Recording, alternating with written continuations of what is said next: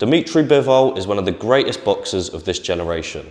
With 24 wins and only 1 loss, defeating opponents such as Canelo Alvarez, his relaxed in and out style of boxing is effective and dangerous. And in this video, we're going to be breaking down his boxing style and showing you how to box like Dmitry Bivol.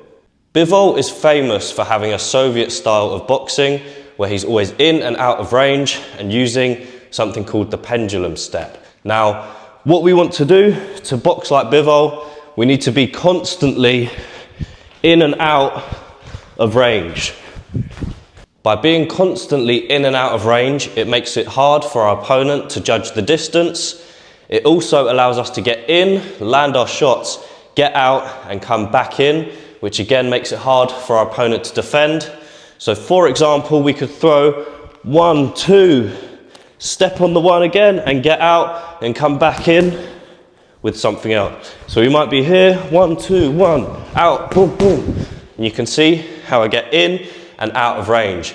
To do this, what we want to do is make sure that we're nice and light, we're on the balls of our feet and we're nice and relaxed. So we might step, push off, push in, push off, constantly moving like this. Every shot we're moving and we're stepping in, launching, using our feet. When we step forward, we're pushing off the ball of this foot, pushing back, in, bang, bang, bang, bang, bang, bang.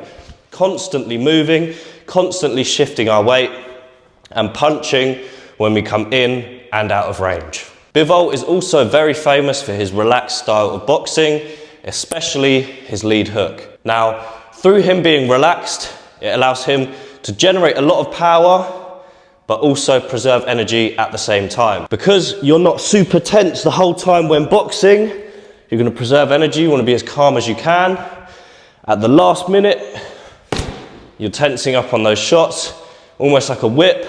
So rather than being tense the whole time, you'll see he treats it almost like a whip and comes round, dropping his weight in at the very last minute. As I said, keeping relaxed preserves energy.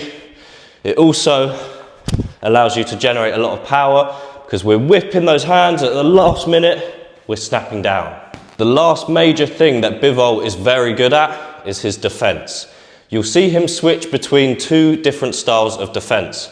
One will be the high guard. Now, what we're doing when we have a high guard, rather than our hands being here in front of our face, we're going to keep them nice and tall. Now, what this allows us to do is when our opponent throws a punch, we can easily block these shots. So you'll see him all the time, staying here with that high guard, blocking and countering with a jab on his own.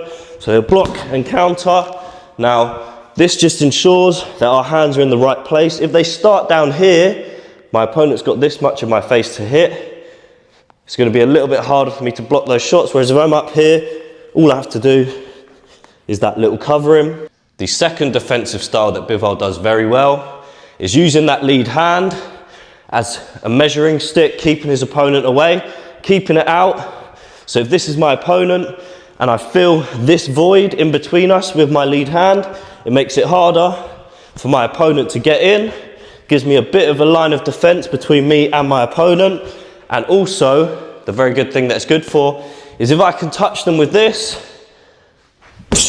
then I can probably touch them with my power shot. Now we treat this like a measuring stick, keeping them away, makes them busy, keeps them thinking about what might come. If I can touch them here, I can touch them here, I can touch them here.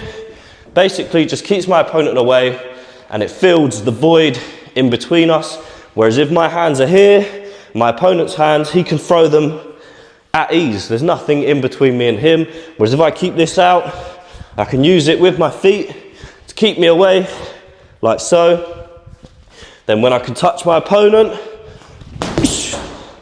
I know I can land those shots. Those were 3 things that Bivol does that makes him so great at boxing. Hopefully you learned something from this video that you can incorporate into your own training. If you found this video helpful, let me know in the comments. And if you found this video useful, then click that subscribe button down below and I will see you in my next video.